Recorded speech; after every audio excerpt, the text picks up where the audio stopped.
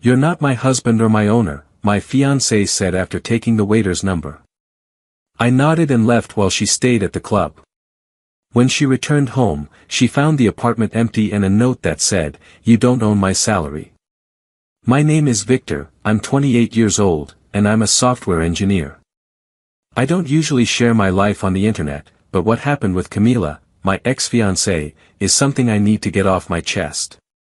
It was a 4-year relationship with ups and downs, but the last few months were a disaster. This is what happened the night everything fell apart. It was a Friday, and Camila insisted on going out to a bar downtown.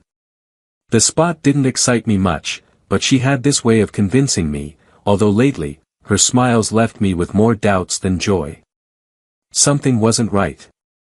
I felt it in my stomach, but I still said yes. I wanted to believe we could fix things. We arrived at the bar, a place with low lights and loud music. Camila was wearing a dress that screamed for attention while I was in jeans and a random t-shirt. We sat near the bar and ordered some drinks. At first, everything seemed normal. We talked about work, a series we were watching, on important things. But then I noticed she wasn't looking at me. Her eyes were on the bartender. Some guy named Leo, a tall guy who looked like an Instagram model. Every time Leo passed by, Camila laughed louder, leaning toward him. I tried to ignore it, but when she asked for his number right in front of me, something broke. "What are you doing?" I asked, trying not to sound like an idiot. She looked at me with a raised eyebrow and said, "You're not my husband or my owner." Then she went on talking to Leo as if I didn't exist. It wasn't just the flirting, it was everything I had already been carrying. We lived together in an apartment where I paid 70% of the rent, the electricity, and the internet. Camila always had excuses, that her part-time job wasn't enough, that she was saving, that she would catch up soon. But that day never came. And then there were the suspicious messages on her phone, the late nights out she never explained. I never confronted her directly. I wanted to trust her. But that night at the bar was the last straw. I didn't say anything else. I got up, nodded, and told her, "Enjoy your night." She looked at me, surprised, but she didn't stop me. I left the bar with my heart racing. Outside, the cold air helped me think. I couldn't go on like this, being the one who paid for everything while she acted like she was single. When I got to the apartment, I called Max, my best friend since college. I told him everything, the bar, the bartender's number, Camila's words. "Victor, this isn't new," he told me. "She's been using you for months. What are you going to do?" "End it," I replied. But I didn't just want to break up. I wanted her to understand what she had done. I wanted to get back what was mine. Max arrived in less than an hour with a truck his cousin lent him. "Let's do this fast," he said, with a smile that promised chaos. And that's how it all began. The apartment had things that I had paid for, the sofa, the TV, my coffee maker. Camila had only brought a couple of cheap pieces of furniture when we moved in. Max and I started clearing out the place. We took out the leather sofa I bought with my first bonus, the 55-inch TV, my coffee maker. Every item we loaded into the truck made me feel freer. I didn't want to destroy anything. I'm not one of those guys who breaks things out of spite. I just took what was mine. When we finished, the apartment looked empty. Only Camila's table, a few old chairs, and her bed were left. In the kitchen, I left a note. "You don't own my salary." I didn't sign it. There was no need. Before leaving, I did a few more things. I called the power and water companies to transfer the bills into Camila's name. I changed the passwords for Netflix, HBO, everything I paid for. I saved screenshots of the receipts from the last few months, of the suspicious messages I had seen on her phone, of everything that could be useful. I didn't know if I would need it, but I wanted to be ready. Max took me to his place that night. He gave me a beer and said, "You did the right thing. Time to start over." I kept thinking about what I had done. I didn't know if Camila would come back to the apartment that night or stay with Leo. I didn't care. For the first time in months, I felt like I was in control. The next morning, my phone exploded with messages from Camila. First, she asked where I was, what had happened to the stuff. Then she called me immature. She said I couldn't just leave her like that. Finally, she started begging for us to talk. I didn't answer. I had nothing to say to her. But I knew this wasn't going to end that easily. Camila always knew how to play the victim. While I was having breakfast with Max, I showed him the messages. He laughed. This is gonna get good. Save everything, every message, every call. If she wants to play, let her play. But you have the upper hand. And that's how the second part of this story began. I had taken the first step to get out of that toxic relationship, and I wasn't planning on turning back. Camila's messages kept coming like a storm. At first, they were questions, then insults, and finally, please. Victor, how could you do this to me, she wrote. You're so selfish, you can't just leave me like this. Then her tone changed. Please, let's talk. I didn't want us to end. I read everything, but I didn't reply. Max, devouring a sandwich in front of me, looked at me as if he were watching a reality show. Pure theater, buddy. Don't fall for it, he said. And he was right. I knew Camila. I knew she would try to spin everything around. That same afternoon, while I was checking work emails on Max's sofa, I saw a notification. Camila had posted a story on Instagram, a photo of the empty apartment with a caption that read, "When you get abandoned without explanation." What kind of man does this? I froze. I couldn't believe she was playing the victim card so quickly.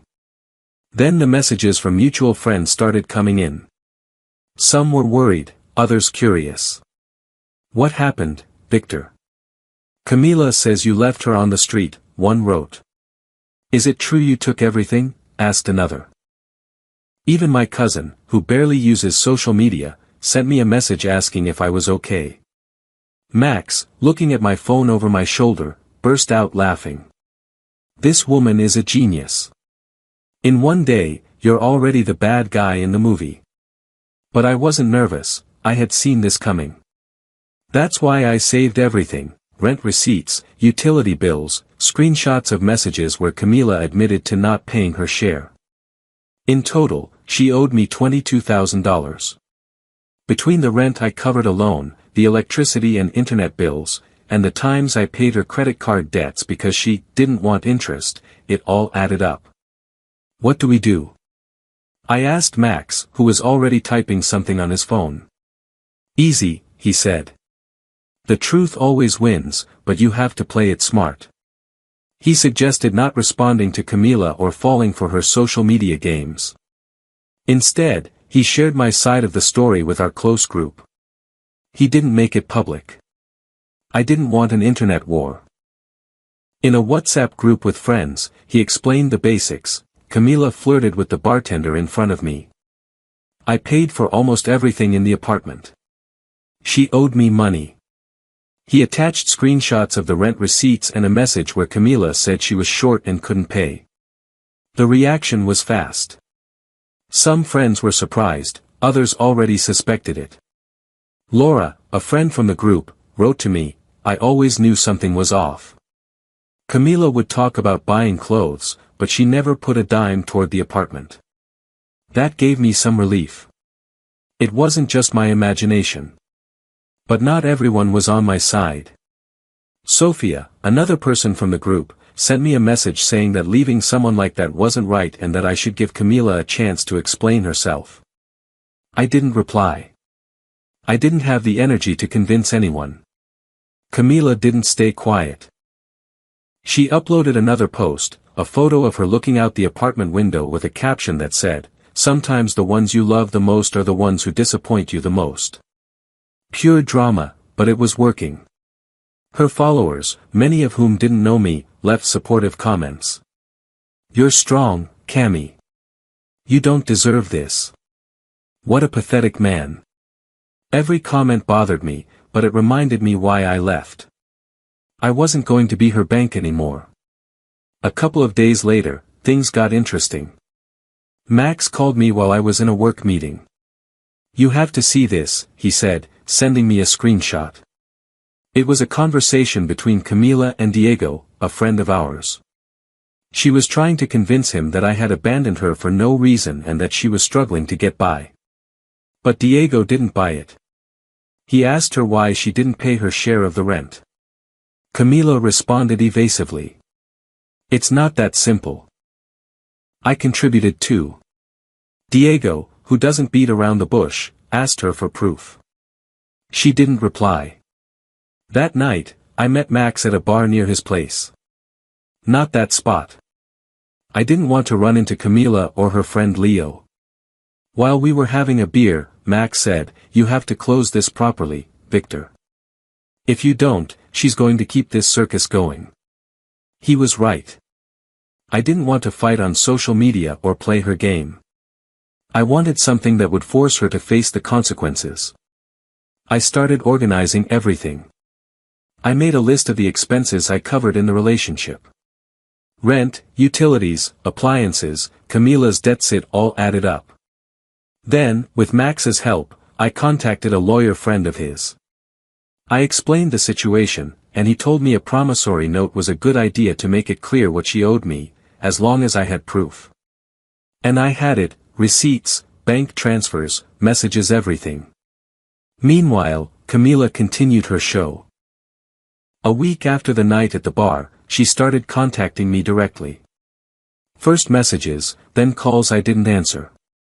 Finally, she sent me an email. The subject line was, "Please, let's talk." It said she was sorry, that she didn't want us to end like this, that we could fix it. Not a single word about the bartender, the suspicious messages, or the money. Pure smoke. I showed it to Max, who almost choked with laughter. "It's like a soap opera script," he said. "She's not apologizing, she just wants you to go back to paying her bills." I replied to Camila with a short message, "There's nothing to talk about. If you want, we can discuss the money you owe me. I have the receipts." She didn't answer. The following days were a mix of relief and tension. Sleeping on Max's couch wasn't ideal, but it was better than sharing a house with someone who didn't respect me. I knew Camila wouldn't give up easily, and I wasn't wrong. Laura told me that Camila was telling people I had kicked her out and that she was struggling to pay the bills on her own. She even said she was looking for a second job, which was hard to believe. Camila had never shown any interest in working more than necessary. What I didn't expect was for things to get so complicated for her. One night, while I was watching a movie with Max, Diego sent me a message. "Dude, Camila's in trouble." He sent me a screenshot of a post in a Facebook group where Camila was asking for a loan for the rent. She said she was in a difficult situation, but the comments weren't what she expected. Someone I don't know who had shared the screenshots Max had sent to our group. People started questioning her. "Why didn't you pay before? Is it true you owe your ex money?" Camila deleted the post quickly. Max was euphoric. "She's sinking herself," he said, raising his beer. I didn't feel the same way. I didn't want her to suffer, I just wanted her to take responsibility. I had moved past anger to a kind of pity, but I wasn't going to give in. I had made a decision. That night, as I tried to sleep on Max's couch, I thought about what was coming. I knew Camila would try to contact me again, probably with a new plan. I also knew I needed my own place soon. I couldn't stay at Max's forever. But above all, I knew this story wasn't over. Camila was going to play her last cards, and I had to be ready.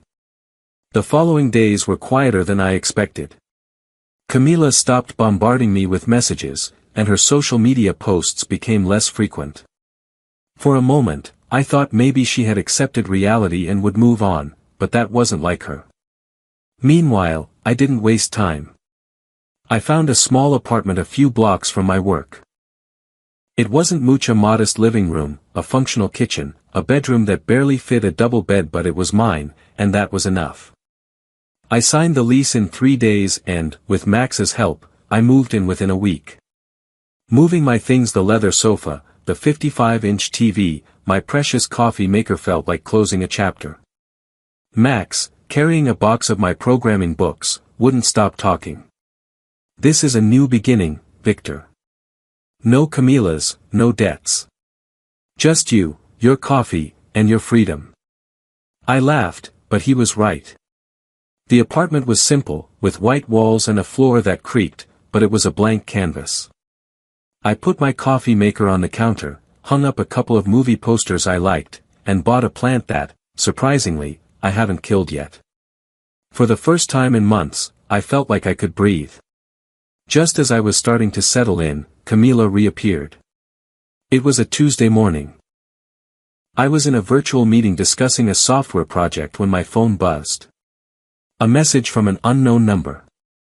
"Victor, it's Camila. I need to see you. It's important." I had blocked her original number, so she must have been using another one. I hesitated to reply. Part of me wanted to ignore her, but another part wanted to close this matter once and for all. "For what?" I wrote bluntly. Her reply came in seconds. "I'm in trouble. Please, let's talk in person. I'm begging you." There was something in her tone, even over text, that sounded different. Less drama, more desperation. I told Max about it while we were having lunch in his kitchen. He rolled his eyes and dropped his fork on his plate. "Don't go alone, man. It's a trap. She's going to try to make you feel guilty." But I was tired of dodging. I wanted to face this and end it. I arranged to meet Camila at a coffee shop near my new apartment, a busy place with outdoor tables. I didn't want any surprises. Before I left, I reviewed my folder of evidence, rent receipts, utility bills, screenshots of messages where Camila admitted to not paying her share, bank transfers where I covered her debts. It all added up to $22,000. I also brought the promissory note that Max's lawyer friend had drafted. I printed it and put it in my backpack. If Camila wanted to play, I was ready.